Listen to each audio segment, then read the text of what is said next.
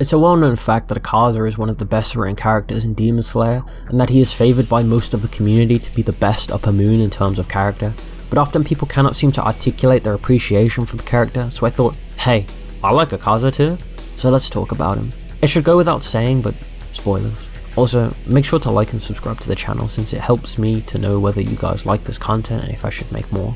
For simplicity, I will be referring to Akaza as Akaza. I know he had a human name before, but it's much easier to refer to him as one name throughout, so I'll be using his more well-known name. Akaza is the killer of Rengoku and furthers Tanjiro's drive to stop Muzan. Akaza is a deep character whose every action in some way ties back to his past, and every comment he makes and action he takes stems directly from his past. By no means am I saying this is the pinnacle of storytelling, but I am saying that this is one fact about Akaza's narrative that really helps to connect his past to his present, and it is instrumental in making the audience believe that he is a real character. Humans are complex creatures that are shaped by their environment and their experiences, and for someone who abandoned their humanity, it's demonstrated so clearly how Akaza is connected on a deep level to his past. We should probably talk about Akaza's past and stop dodging it since it is a key part of who he is. Akaza was a young boy who was chained down by poverty, and this problem was only exacerbated by his sick father, who Akaza shows endless affection for. He became a pickpocket in order to get his father medicine so he could avoid dying, and is willing to lose limbs in order to keep stealing so he can protect his father's health. Akaza was branded a demon child because of his criminal activities at such a young age, and this is where he acquired his infamous tattoos. We see the consequences of Akaza's actions, however. Akaza sought strength so he could steal medicine. If he did not become stronger, then he could not win if his victims retaliated. And if he did not get stronger, then the magistrates would catch him and they would punish him. However, in seeking the strength, Akaza lost sight of the very thing that drove him to acquire it in the first place: his father. In seeking strength to steal medicine, Akaza placed a burden on his father, and he took his own life, not wanting to live off stolen goods. And here we see the first of Akaza's flaws as a human: his failure to see the problem. Instead of realizing that lusting for strength is what ultimately led to his father's death, he instead blames the world around him and begins lashing out and assaulting those around him. The final word Akaza ever received from his father was "live a righteous life. You can still change." Akaza's father simply wanted Akaza to be a good person, and Akaza failed to see his father's wishes, and instead directed the hate he was feeling towards himself towards others. Akaza reflects that he would have done anything for his father. He would have taken lashes for 100 years if it was for his sake. Yet Akaza betrays that very notion by lashing out with his strength against those who would have done no wrong. It is repeated many times that Akaza should be honest and righteous, and at the critical points in his life he fails to do so, showing a deep flaw within Akaza, and a flaw that stands at the very center of his character.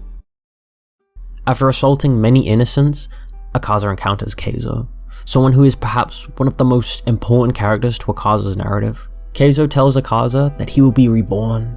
Akaza lashes out and he is swiftly defeated by someone who walks a more humble path.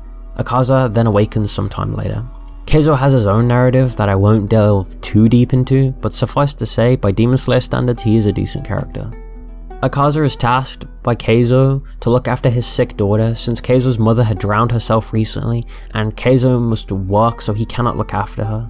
It is here that we see the wall that is Upper Moon 3 begin to crack open as Akaza realizes that Tanjiro reminds him all too much of Keizo. From here, we are introduced to Koyuki, the one who truly kills Akaza and brings back the human that was always there, buried beneath layers of guilt, regret, and self-hatred. The very instance that Akaza remembers Koyuki, he begins to let out his true thoughts, that he has been lying to himself the entire time, saving others, protecting them. He'd been lying through his whole life. Akaza reminds himself that Keizo had truly saved him by bringing him to the dojo, and we see this really in effect after a 3-year time skip. Akaza seems much calmer and more humble, even blushing when he was told that Koyuki had feelings for him. Keizo also trusted this Akaza to inherit his dojo and continue teaching the Soryu style, showing how he had changed from this raging animal that lashed out at the world and into a calm master capable of inheriting Keizo's dojo. Akaza had truly been reborn that day in the street when he lost to Keizo. He became a better person when his strength failed him that day. He became human. Akaza was so overcome with emotion that he would have died for the two people in front of him. He would have given everything for them. They were true family to him, people he loved more than anything he ever had before, and people who had turned his life from being lashed and branded a demon child to a master of a dojo and possessing a loving family to further the righteous man he was becoming. Only after losing to Keizo did Akaza truly abide by his father's dying wish. Only by not having enough strength to win did Akaza truly claim victory over his life. Akaza had reached his happiness, and then it was ripped away from him.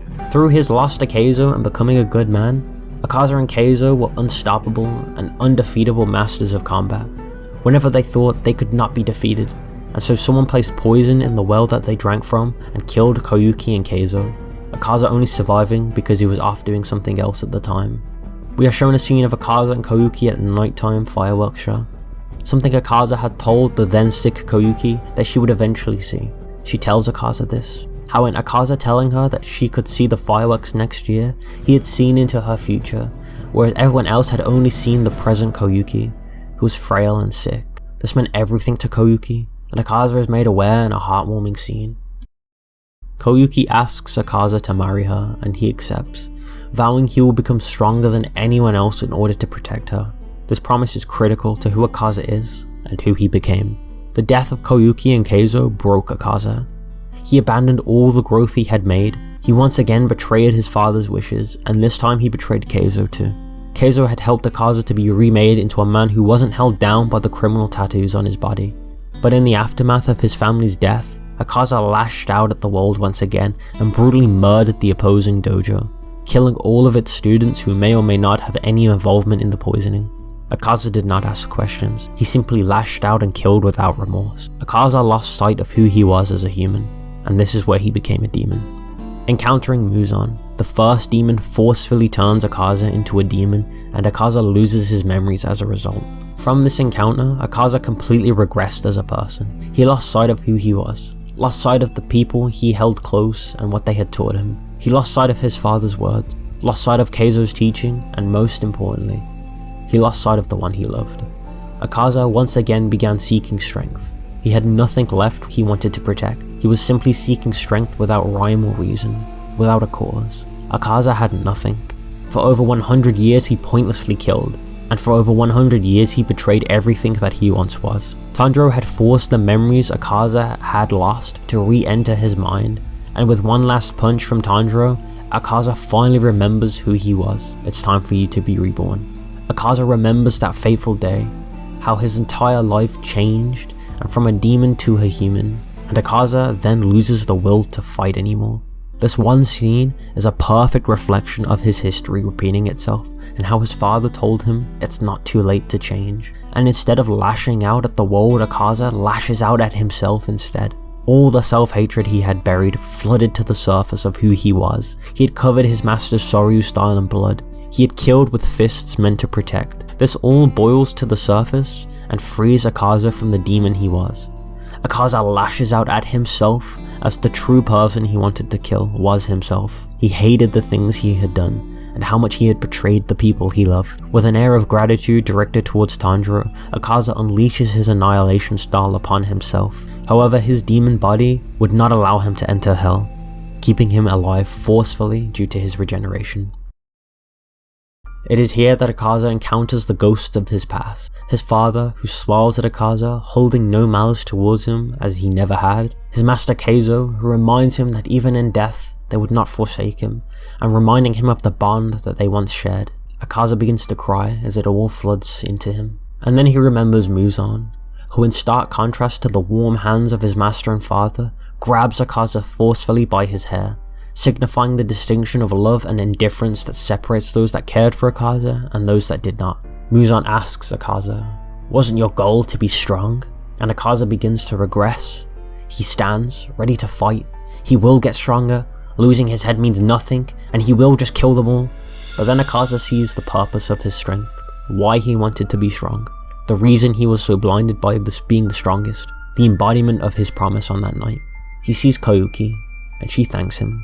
"You've done enough." Muzan's black void is drowned out by her light, and without another word, Akaza begins to cry grabbing Koyuki and holding her tight. He begs for her forgiveness, apologizing over and over, begging to be forgiven and bawling his eyes out. Akaza in this moment returned to who he once was.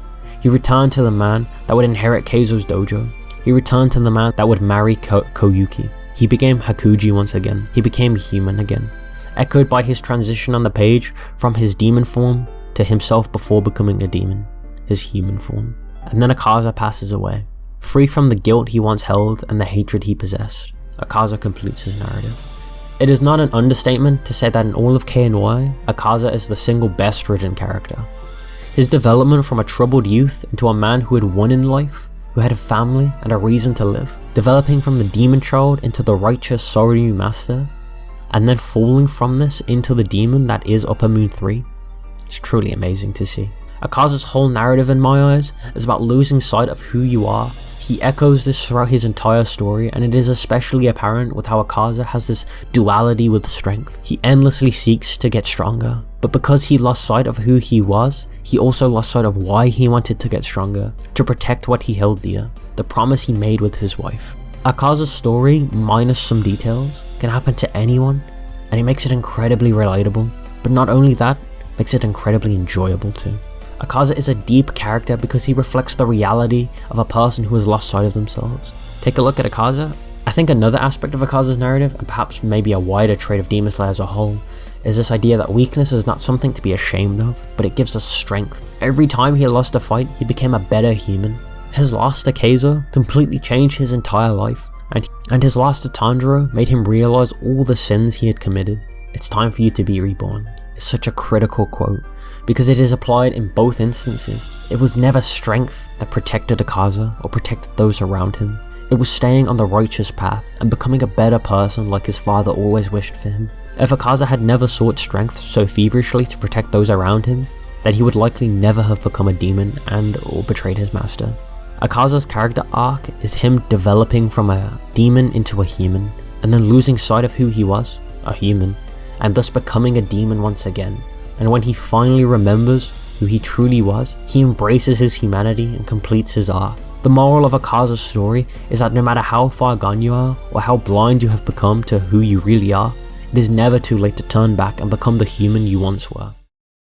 So some miscellaneous stuff that I wanted to talk about, but I couldn't really fit in that section about Akaza's history. First, I want to return to how I mentioned that everything Akaza does is influenced by his history.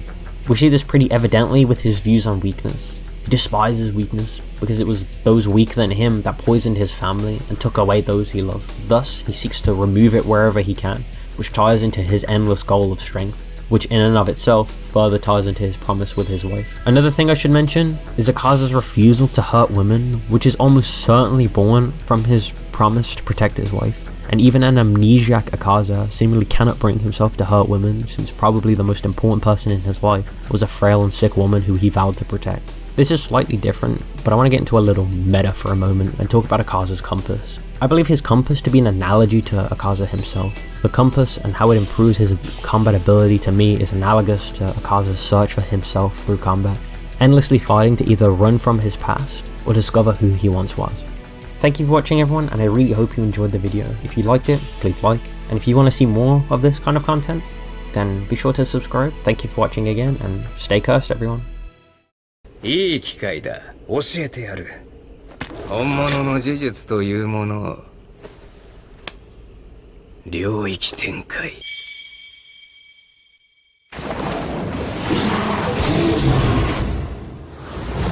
福間水